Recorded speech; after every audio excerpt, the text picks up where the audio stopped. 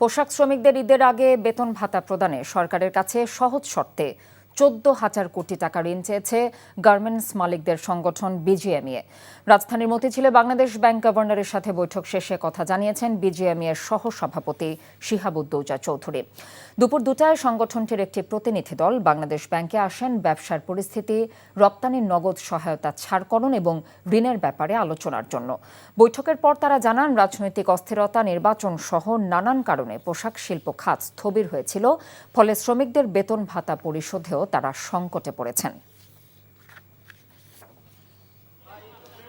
যে ইনসেন্টিভের যে টাকা, নগদ সহায়তার যে টাকা, সেটা অনেকগুলো টাকা পেন্ডিং আছে, প্রায় আমাদের হিসাবে 5,700 কোটি টাকা। তো সেই টাকা ছাড় করার জন্য ঈদের আগে যাতে শ্রমিকদের বেতন বোনাস দিতে যাতে অসুবিধা না হয়, সেটা আমরা চেয়েছি ওনার কাছে। আর আমরা 2 মাসের একটা সফট লোন চেয়েছি। টোটাল আমাদের হিসাব অনুযায়ী 1 মাসের স্যালারি আসে 6.5 থেকে 7,000 কোটি টাকা। তো 2 মাসে 14,000 কোটি টাকার মতো লাগবে সফট লোন, সেটা আমরা ওই ফিগার মেনশন করেছি। সন্ধ্যার খবরে নিচ্ছে আরও একটি বিরতি, ফিরে এসে থাকছে।